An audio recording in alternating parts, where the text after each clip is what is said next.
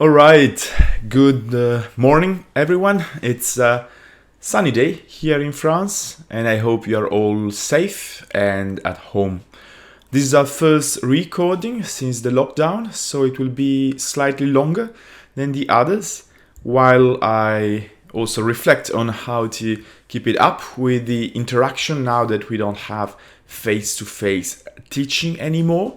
Apart from what I told you about the methods I am thinking about, yes, feel free to send in questions, answers, comments, suggestions, everything before next Wednesday, so that I can put my reaction video on Thursday on the website.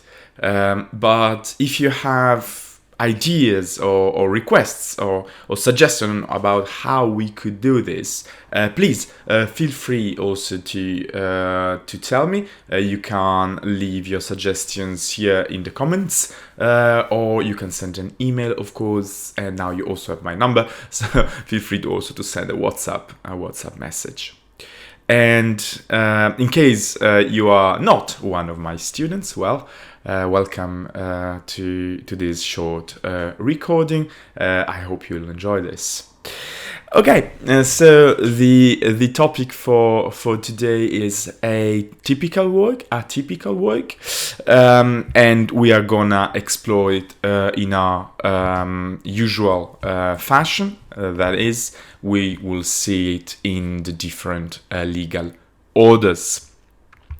However, the first part is, of course, explain why we talk of atypical work, which, of course, evokes the notion of the difference between what is typical and what is atypical.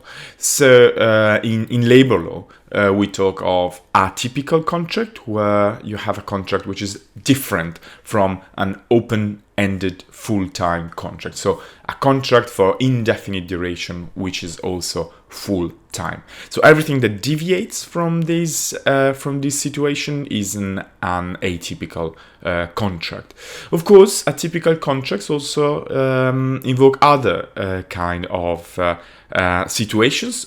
Talking of flexible contracts in particular, this is quite fashionable, or at least it was during the end of the 90s, beginning of the 2000s.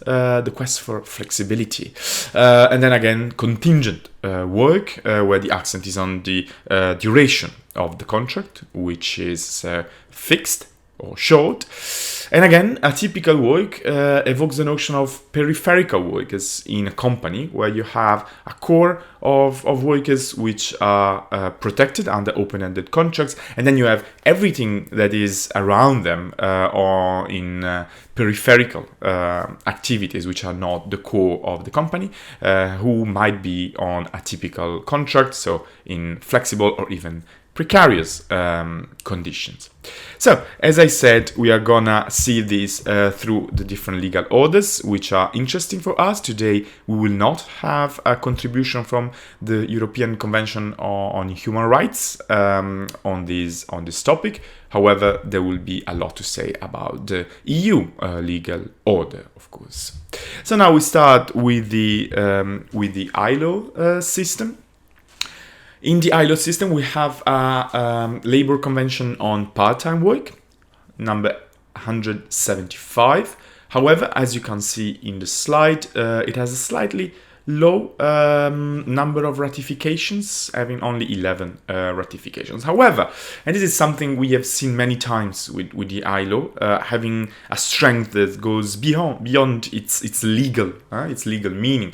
The convention of the ILO has strongly influenced the EU directive on part-time work. So many of the things you see now in the slide, you will find again in the EU legal order, starting from the definition of what is part-time work. So someone whose normal working hours are inferior than the normal full-time work. So it's a very broad definition. Suppose your normal working time is 40 hours per week. You have a contract for 35. That's part-time work, okay? And the main protection for people working part-time is non-discrimination, meaning they should be treated in the same way as full-time workers under a series of working conditions. Now we also have a second convention which is relevant to our topic, which is the Convention on Termination of Employment, number 158. This too has a limited number of ratification, let's say 36. And it provides for minimum requirements in terms of protection in case of termination of employment. In particular, you see it in the slide. It is interesting for us because this convention requires member states to establish safeguards in order not to circumvent the protection against termination of employment. Because, of course, if you could hire everyone all the time on fixed-term contracts, you would never or almost never need to fire someone, to dismiss someone, because you can always wait for the end of the fixed-term contract. So if it was possible to always and without any reason or limitation hire everyone on fixed-term contracts, then the protection against dismissal would be necessarily circumvented. And the convention requires member states, signatory parties, to establish adequate safeguards to avoid this. We will see these kind of safeguards in the EU directive on fixed-term work. Then we also have a convention on private employment agencies. Again, limited number of ratifications. And again, we will find a lot of the things that are in this convention in the EU directive on temporary work agencies. So this convention is relatively larger. We will see what a temporary work agency is. This is larger because it also covers all private agencies offering, for instance, help in job seeking. But then the main topic for us is point B, if you can see it in the slide, which is what you might know as interim agencies. In particular, what this means, it means that the agency will hire someone and then use this worker to rent its activities, his or her activities to another company. Okay, so this kind of triangular relationship. We will come back to this when we talk of the EU. Okay, so these agencies provide workers to other companies for a certain amount of time. Okay, so the very important point here, Article 7, is that these agencies should not charge workers, so they cannot have workers pay for the services. Okay. Then a series of protections are also included. Please note the difference here. In the first point, Articles 5 to 11, these workers should only be granted adequate protection on a number of elements. Note that there is no reference to equal treatment here, of course. So there is a slight difference, a reduced protection for these workers. Just to show you one example of the importance of ILO, of the ILO in the context of atypical work, we have a very good example from France in the 2000s about the contrat première embauche, the contract for first hiring, let's say. So it was a contract meant to encourage employment of young people. And how you do that? Well, of course, you reduce the protections. Okay, so it's a sort of negative action. We will see what positive action means when we talk about discrimination next week. But in this context, negative action means that there is a group that you consider disadvantaged and in need of help in the labor market. Particularly, France was facing high youth unemployment. So the way in which you help this group is, of course, to reduce their rights, to limit their protection, because, of course, if they have less protection, the idea is more companies will want to hire them. You are free, of course, to draw your own conclusions from this approach. You like it or not, it's your choice as a citizen. However, in this specific context, the question was the contract for first hiring allowed for a period of consolidation of 2 years. And during these 2 years, the young workers could be fired without any reason or justification. However, Convention 158 provides in Article 4 that all workers should at least have the right to a valid reason, a valid justification for termination of employment.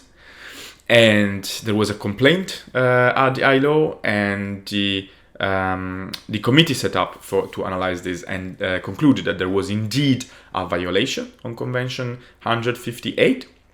And subsequently, the French judges used also this breach in order to criticize and strike down the contrat première embauche, the contract for first hiring, which was ultimately eliminated. So again, you see the strength of the ILO going beyond what is the legal meaning, because of course France could have ignored the sanction of the ILO, but the fact that in France there were judges which were receptive to what the ILO was saying provided for an effective enforcement mechanism beyond the legal strength of the legal system of the ILO itself. We come now to the European Social Charter, and again, we do not have specific protections for fixed term or part-time or temporary agency work, so no mention of atypical work per se, but the rights and freedoms protected under the Charter have an impact also in these situations. I have shown you an example. For instance, the protection during pregnancy is also applicable to fixed term contracts, so in a non-discriminatory way. And again, the right of non-discrimination implies equal treatment between men and women, so also in case of part-time work. Just to give you an example of this is similar to what we saw in the ILO. So there are general protection, general rights, which then apply in case of atypical contracts. So this was a contract introduced during the crisis in Greece, the very epicenter of the crisis in Europe. So it's a very similar idea. There is a problem of youth unemployment. What are we going to do? Well, of course, we will reduce the rights of young workers, so we will make it easier to hire them. Okay. Again, the logic of negative action, so to speak. So there was this new contract for very young people, 15 to 18, and in practice what it meant that they had less rights. And interesting for the question of the European Social Charter, they had a lower minimum wage, which was 70% of the minimum wage for young workers, which was already lower than the minimum wage. Then, by the way, they also were excluded from most labor law provisions, excepting health and safety legislation.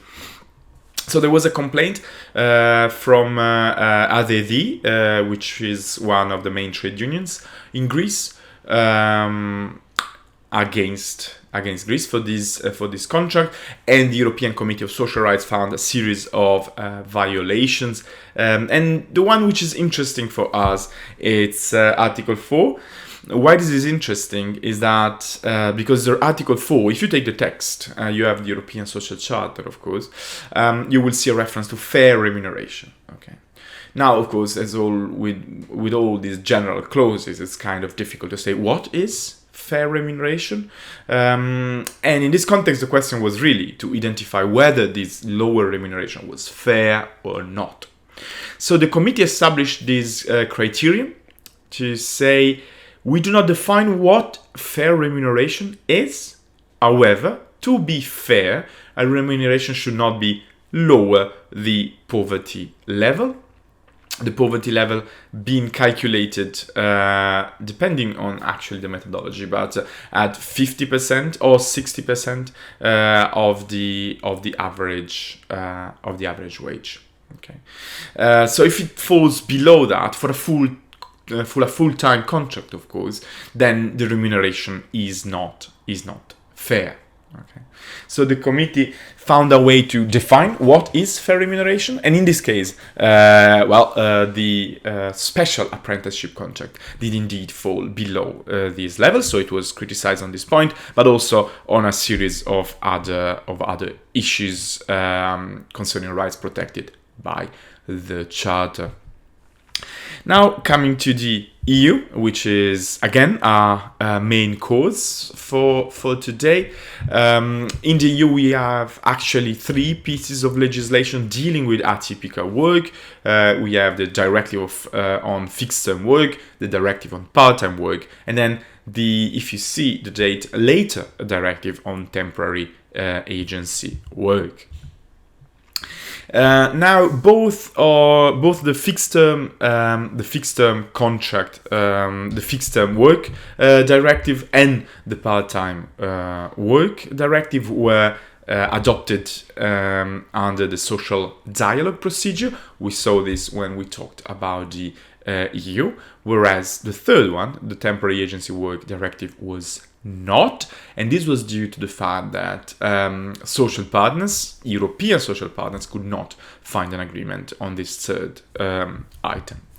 So we start with part-time work. The framework agreement on part-time work is actually the content of the directive. So the framework agreement is the agreement of the social partners at European level. If you take the directive, and I've put it on eCampus, but if you're not one of my students, you can easily find it by Googling it. You will see that it's slightly different in terms of really the material aspect of the text. You will see that the text of the directive is incredibly short, and it only refers, in fact, to the agreement of the social partners, which is annexed to the directive. So the agreement is divided in clauses, which for all means and purposes, for all intents and purposes, are the same as articles, okay?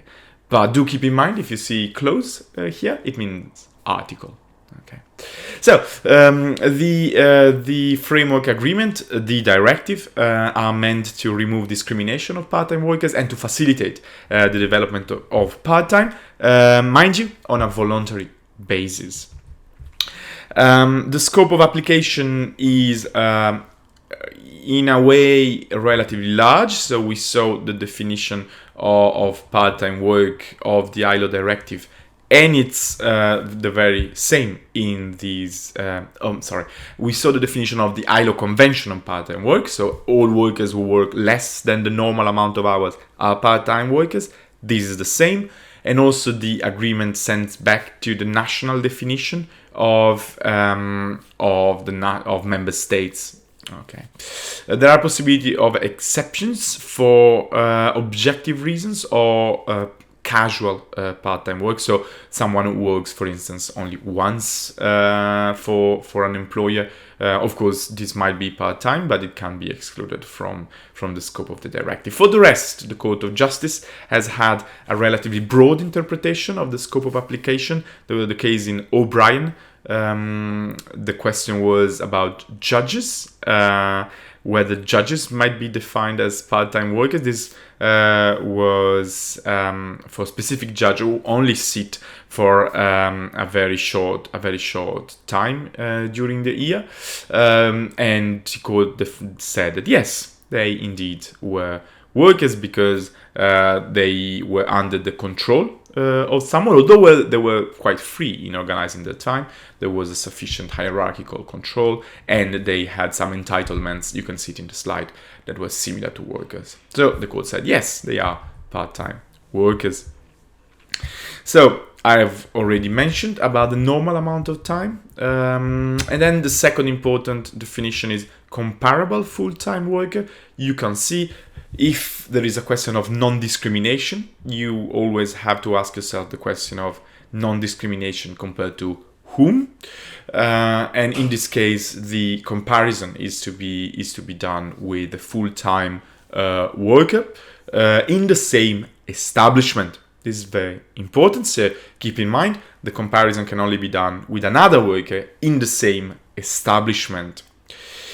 This can lead to difficulties in case there is no comparable worker in the same establishment. Imagine that all the people in the same kind of work are part-time workers, so there is no comparable worker. Well, in that case, one has to refer to applicable collective agreements or legislation.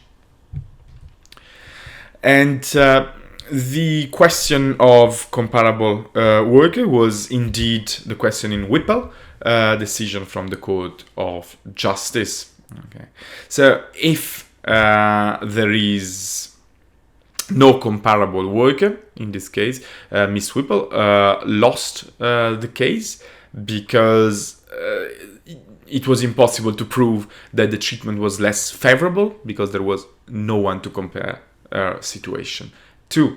This is the very basis of the protection of part-time workers, clause 4, you can see it in the slide, which enshrines the principle of non-discrimination of part-time workers. So these workers should not be treated in a less favorable manner than comparable full-time workers unless this is justified. Okay, so this is a principle of equal treatment, and it's a rather broad principle. If you remember what we saw about the ILO, there was a list of working conditions that were covered by equal treatment. Here you do not have this list, so it's a very broad provision. It covers all working conditions. Okay.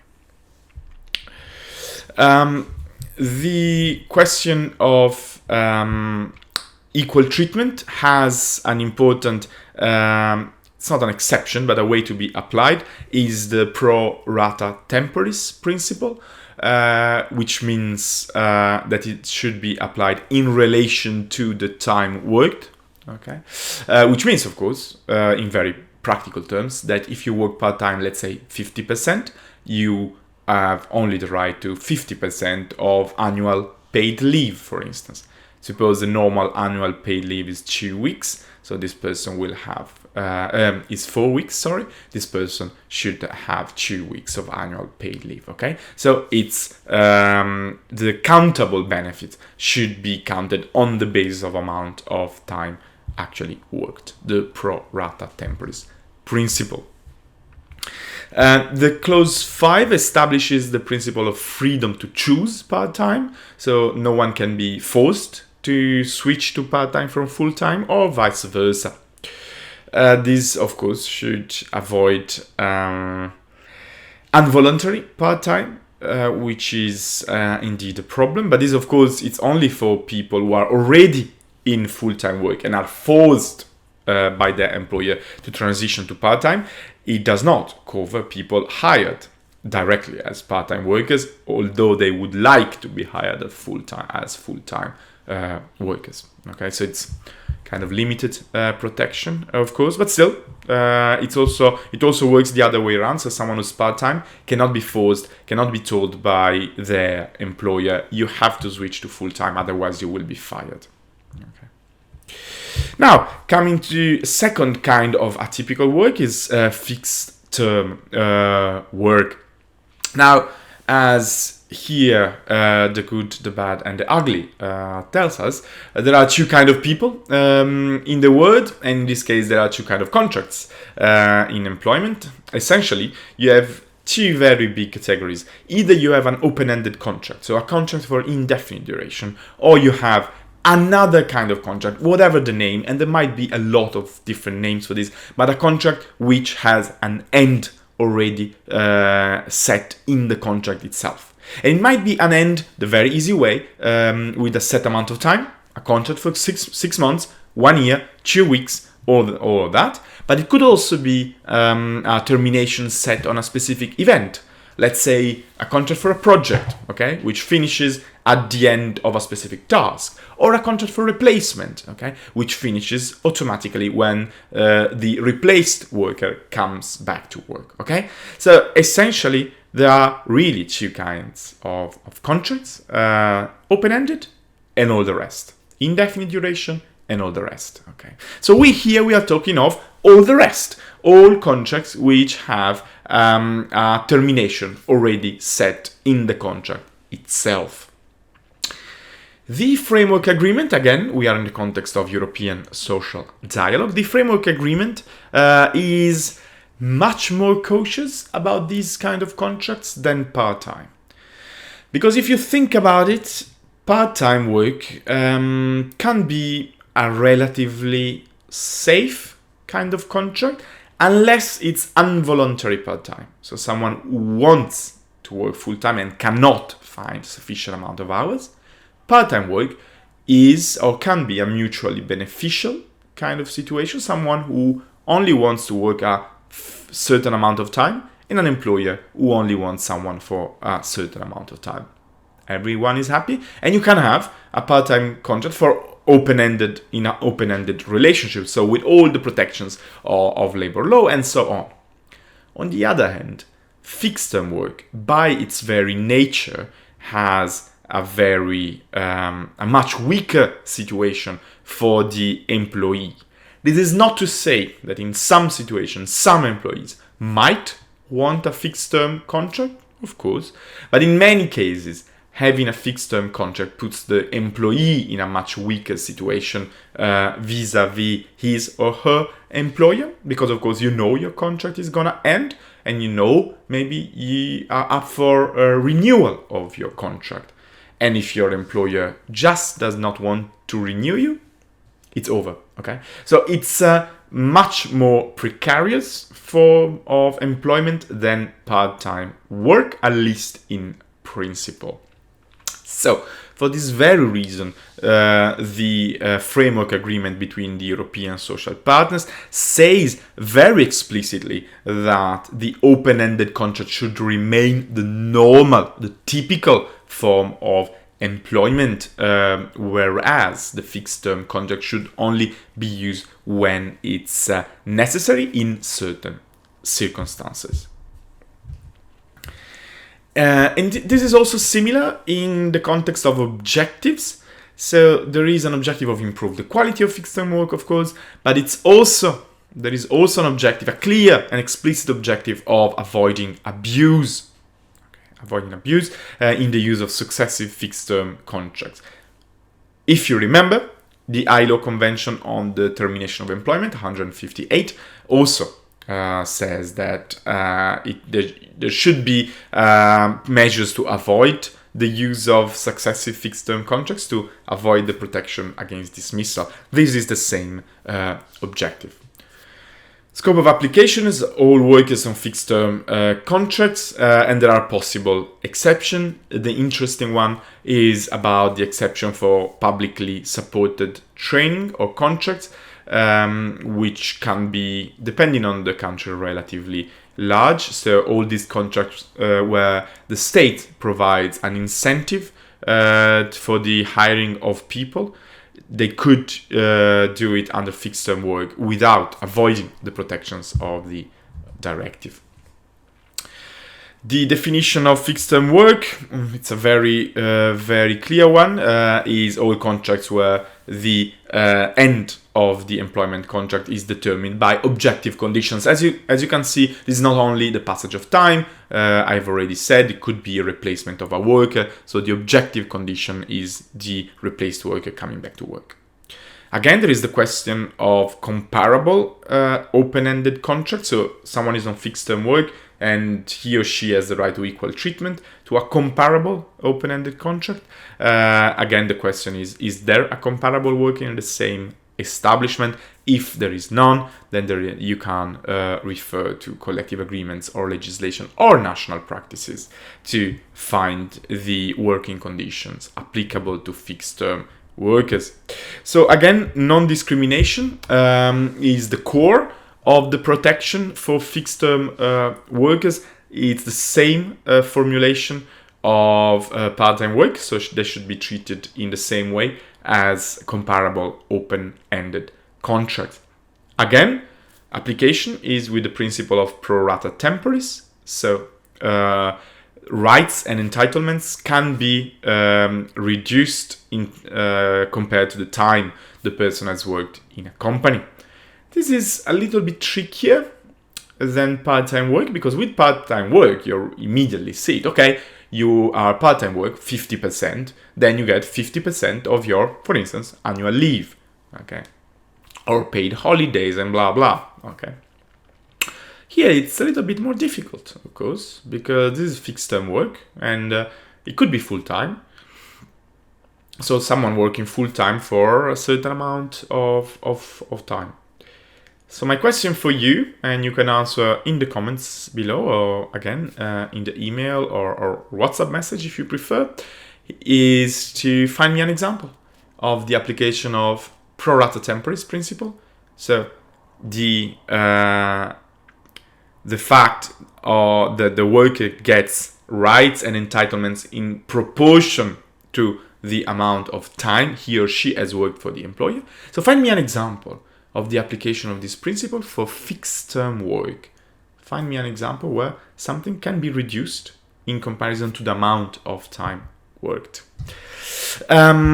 The second important protection here is the protection against abuse of fixed-term work.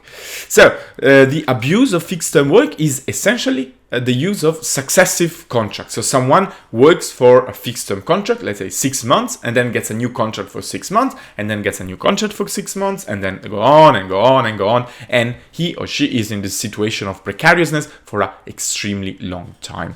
So the directive wants to avoid this situation. So member states have to introduce measures against this. However, they can choose between different options, but they can also use all of them. However, they have to introduce at least one of those. These three possibilities are, as you can see in the slide, first, that the use of successive fixed-term contract is possible under objective reasons. So the employer has to provide a justification for this use. Two, that the maximum duration of successive fixed-term contract is a certain amount of time. Let's say you can have as many contracts as you want, but maximum 2 years with the same employer. And three, the number of renewals. So you can have only, for instance, 2, 3, 4 contracts for fixed term with the same employer, one after the other. Okay, doesn't matter for how much time, but there is a maximum amount of renewals. The sanction, which is suggested by the directive, but we will see the case law of the Court of Justice. However, the sanction is the transformation of fixed-term contract in open-ended contract, so contract for indefinite duration, which means, again, let's take our example. Someone has a contract for 6 months, and then again 6 months, and then again 6 months, and then again 6 months, and it's more than, imagine, 2 years, which is the limit set by the member state for these kind of successive contracts.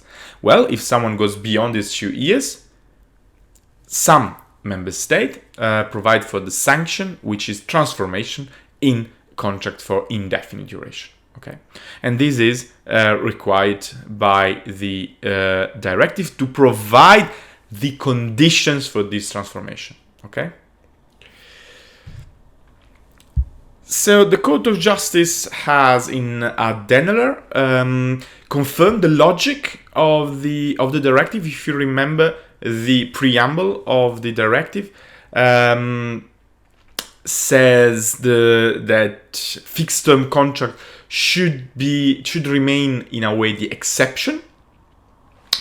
So the Court of Justice said, in the case of successive contracts, you cannot have a general provision that says successive contracts are possible. For instance, in the public sector, okay? So the public sector can use successive fixed-term contract as much as they want. The court said this is not a possible justification for successive contracts. These use must be justified by objective reasons, and these must be evaluated in the specific case, okay, in the specific situation of a worker. So you cannot have a general justification for successive fixed-term contracts.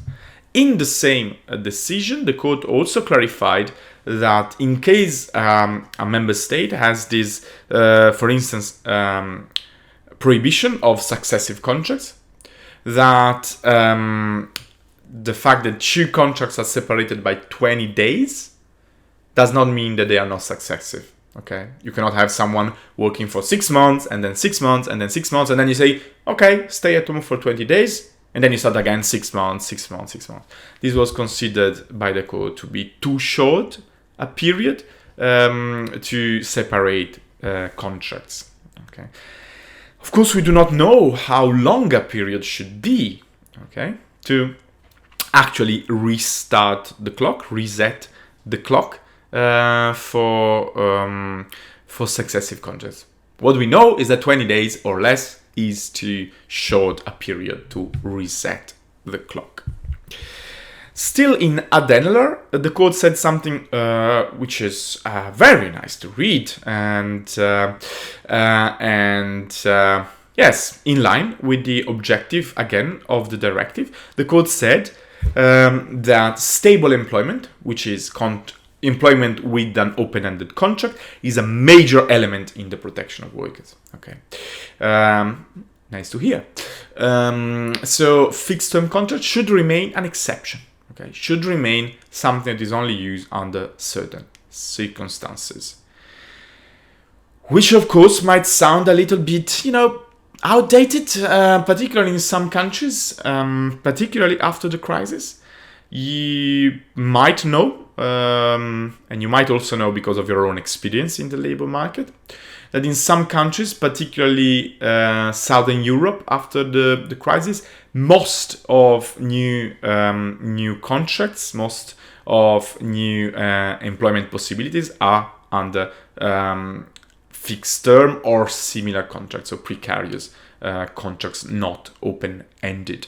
So yeah, in some countries this decision of the Court of Justice does sound kind of hollow. However, the principle is there. If you ever have the question in your professional life, indeed, yes, open-ended contracts should remain the norm, the normal form of employment. The Court of Justice has interpreted the clause on successive contract as imposing to member state to introduce at least one of the measures we saw. However, the court also said that if a member state is in breach of this because the member state has not introduced one of these measures, the article, the clause, is not sufficiently clear and unconditional to be relied upon directly from an individual in court. Okay, so if a member state is in breach of the directive, an individual cannot invoke directly Clause 5 in front of a court to obtain, let's say, the transformation of his or her fixed-term contract into an open-ended contract.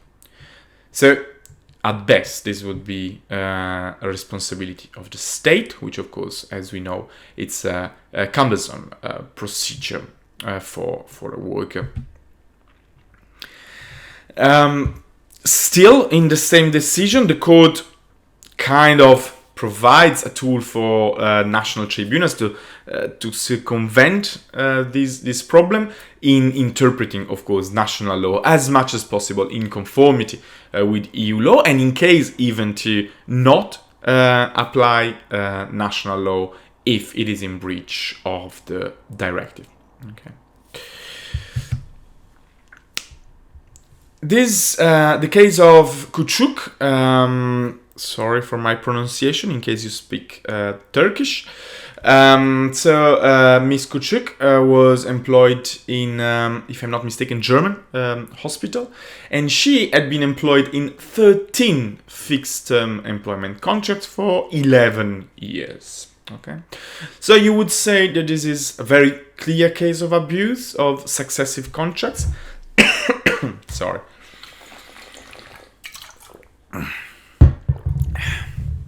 Because in this case, the time was indeed long and there were a lot of renewals. She was employed, in fact, always to replace workers. Because, of course, in a hospital, there might always be someone who is in maternity leave, sick leave, and so on. So she was always replacing someone for 11 years.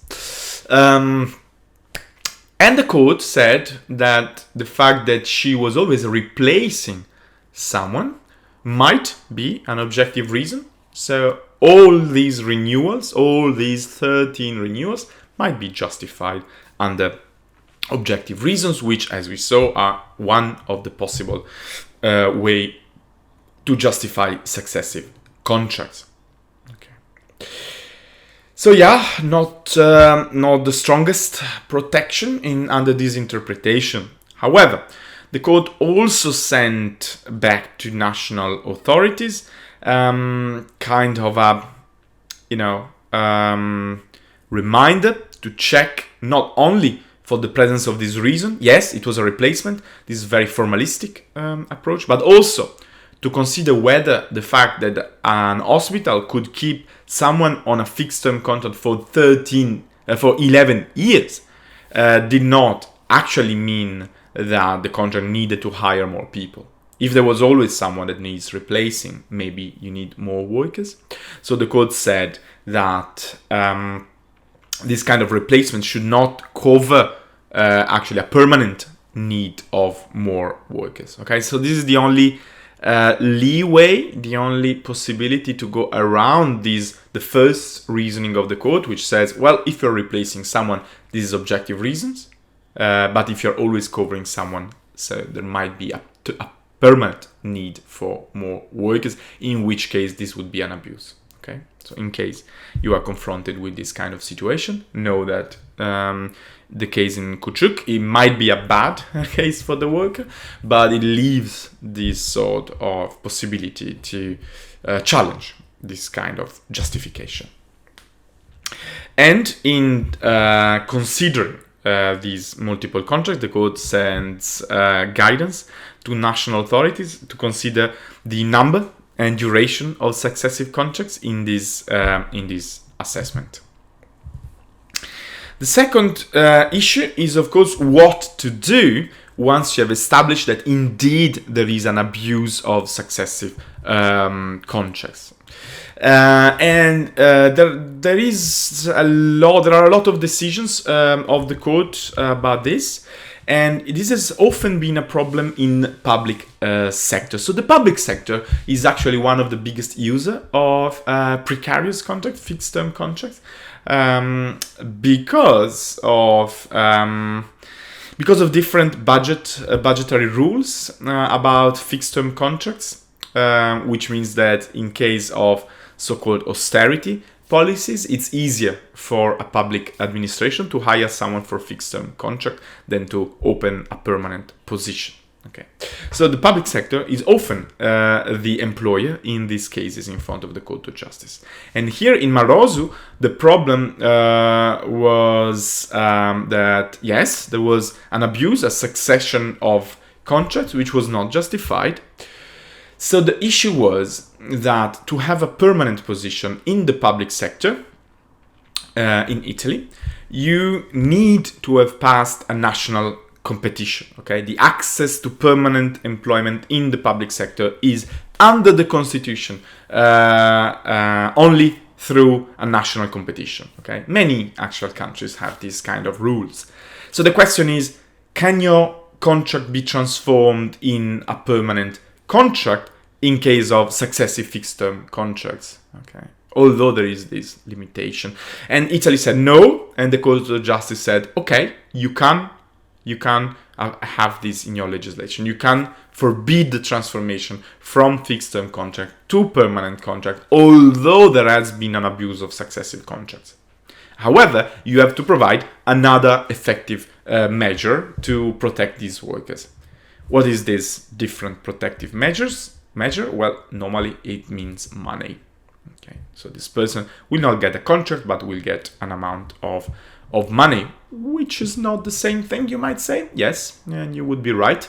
However, remember this limitation in case there is this sort of regulation also in the country you are actually dealing with. Another issue about transformation, another issue in the public sector, and in this case it was even a university. So here the employer had been particularly mean. So there was someone, Mr. Hue, who had a successive fixed-term contract, and there was indeed a violation. So they had to transform the contract in a contract for indefinite duration. However, what the employer did is yes, here's your open-ended contract, but the open-ended contract was different from the fixed-term one. It was actually for a lower category, lower functions. Okay, and the question in front of the Court of Justice was, can you do that? Can you offer a different contract when transforming in an open-ended one? And the answer of the court is no. No, you cannot, because otherwise, as you can see in the slide, the worker might be deterred to sign this new contract. The worker might say, if I have to be retrograded, if I have to accept lower functions, I will keep my fixed-term contract instead of the open-ended one. So the state could circumvent, again, the application of clause 5 against abuse of fixed-term contracts. So national judges have to check whether these changes from the fixed-term contract to the open-ended one are important enough to deter the worker from accepting the open-ended contract. Of course, there can be changes, because in many cases, when you switch from fixed term to open-ended contract, there are things that are different. So there can be material amendments, small changes, but not changes in essential elements, in important elements of the contract. Our third type of atypical work, we will spend a little bit less time on this because there is not much of case law in this field. Deals with temporary work agencies. We already said it's a kind of a triangular relationship where you have a worker who is hired by the temporary work agency, and then the agency will provide this worker to a user company, a user undertaking under a business contract, so a contract for services between the agency and the user undertaking. So the worker will remain employed by the agency, but will work under the direction of the user undertaking for a certain time duration. So this directive was not the result of the European social dialogue, because social partners at European level could not find an agreement on this, being kind of more difficult situation, and in particular as regards equal treatment of these workers. So here you have the definition we already said, and you can see the objective in Article 2. You can see that the idea is job creation, again, through these agencies. Article 3 refers, again, to the national definition of worker. Article 5 establishes the principle of equal treatment for agency workers. However, as you can see, it's not exactly the same as we have seen in fixed-term work or part-time work, because here you can see that the treatment should be the one that they would have had if they had been recruited directly by the undertaking for the same job. This might seem a slight difference, but it's actually it has some and can have an impact. Because in this case they should not be compared to a similar worker in the same company, but instead they would be compared to themselves if they are hired. So For instance, they would have seniority 0 because if they are hired, they would start at the lowest bracket of seniority and so on and so forth. So there is a principle of equal treatment, but there is no comparison with workers already employed there. Okay. There is, of course, a list of which provisions should be applied, but it's kind of generally very broad, so we will not deal with that. You have it in the slide and in the directive. There are exceptions to this equal treatment for temporary work agencies. The main exceptions are these 3. So the wage does not need to be the same if these persons have an open-ended contract with the agency, which means that they are also paid between assignments. So the worker has an open-ended contract with the agency. Then the work is sent to a user undertaking for, let's say, a month. Then this assignment ends and they do not fall into unemployment, but they remain with their open-ended contract with the agency. In this case, there is no obligation to have the equal treatment for wages in the user undertaking. Second exception is exceptions provided by collective agreements. So collective agreements can provide for a lower level of protection, but the overall protection should be the same. The most important one is, however, the third.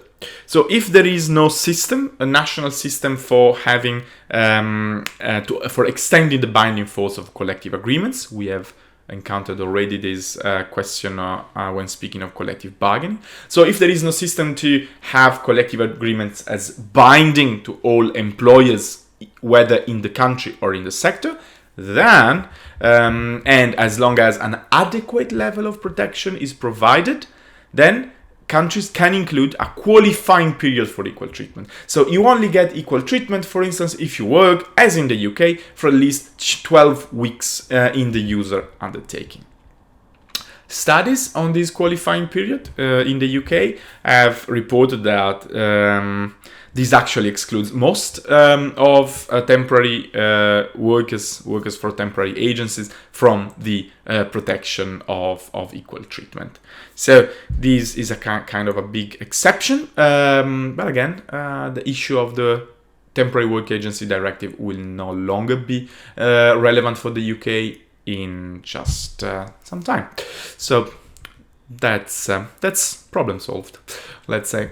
Then there are a series of other protections. I will not deal with this specifically. The few important points you can see. The second one is that temporary work agency cannot require the payment of fees from workers, and this, if you remember, comes straight from the ILO Convention on Private Employment Agencies. Our final point is about non-discrimination, because we talked a lot in the context of part-time, fixed-term work and temporary work agency of equal treatment. I will show you a few examples of how this was applied by the Court of Justice. So the question of non-discrimination, equal treatment, is actually the strongest protection of these contracts developed by the Court of Justice. Several cases dealt with the question of seniority acquired under fixed-term contracts, which was then not taken into account when the person switched to open-ended contract, and the Court of Justice considered that this is in breach of the directive, unless this is justified by objective reasons, which should be in the specific case. It cannot be, again, a law saying no, periods under fixed-term contracts are not taken into account for seniority when you change to an open-ended one. Okay, so no general exclusion of this experience of this seniority from the calculation. As you can see in the slide, these can only be done by precise and concrete factors in the specific situation of the worker. He cannot also the There cannot be an exception to this principle based on budgetary considerations. Okay, so you cannot say, "Oh no, that would be too expensive to apply this to fixed workers."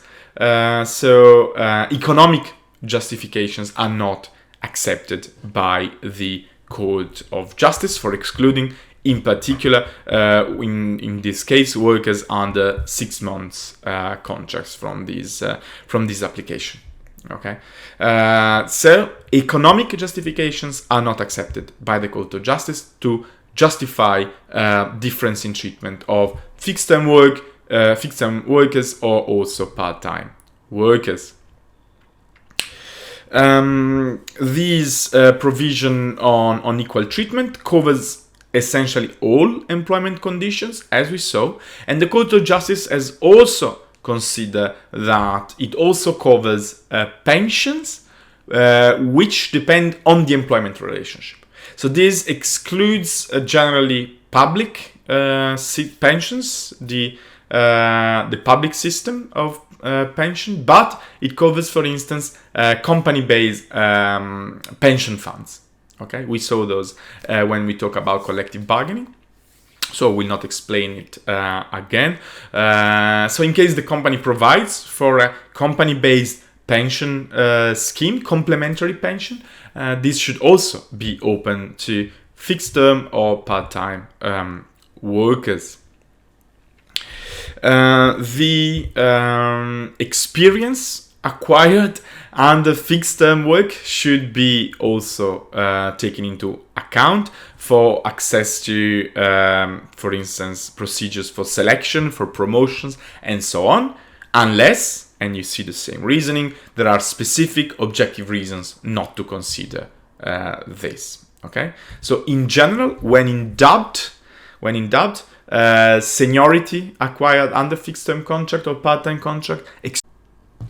Right, if you see a small cut here, it's because I had forgotten to add your homework, and of course we cannot have that. So for your homework, I ask you to read the AKT decision. It's on eCampus. I've also added the number in case you're not one of my students and you're watching this video and you still want to do your homework. So I ask you to read this decision and consider the situation that I described in the slide. So just to explain it in a few words, there is a collective agreement in a given member state. You can choose your own member state if you want, but doesn't really matter.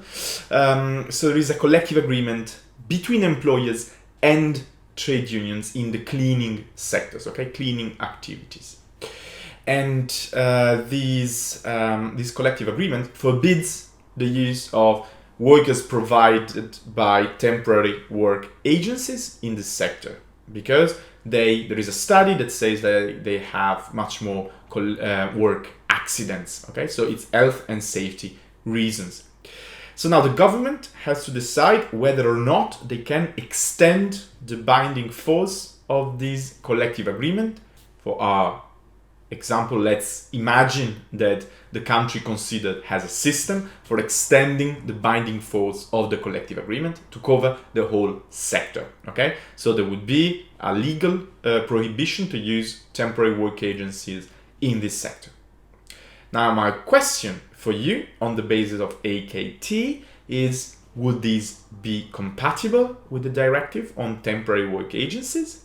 My second question, this is not necessarily based on that case alone, but also on what we saw in other lessons, whether these would be compatible with EU law in general. So please send in your answers, but also your questions or comments or critiques, or just tell me, I don't know what to say about this. It's really fine, so I can also know that you are safe and watching the videos. And you can do it, as I said, you can leave it here in the comments, really. Although, of course, if you give your answer, you might also give a spoiler to all the others. So comments maybe here on YouTube are better for specific questions or other kind of things, suggestions, for instance. How can I do better to keep in touch, to have our interaction? And if you instead want to provide a good and reasoned answer to this, send me an email or record an audio and send me by WhatsApp now that you have my number. Really, do all that you want, and do not care about formality or not. Dear Marco, and here's the answer. That's fine for me. Okay, really, I want to hear from you. And I expect at least 50% of you to provide some form of answer or contact or question before the Wednesday after this Friday, considering of course that you will be watching this at the same date of our lesson. So this would be scheduled, let me check the calendar, this would be scheduled for Friday 20, if I am not mistaken. So I expect your answers, comments, suggestions before Wednesday the 25th included. So Wednesday the 25th at midnight, and then I will record the reaction video on Thursday, and I will put it on eCampus, and I will also link on YouTube. So yeah, keep in touch, and if there is something that is not clear and you need face-to-face time, we can easily organize a Skype. So if you need that, please get in touch. You will be seeing the same background since we are at home all the time. So please get in touch if you have any questions, anything about the class, if you have any concerns about this distance learning that we are forced to do. I'm here for you, and I'm willing to change things if it's needed and if it improves the situation. Okay.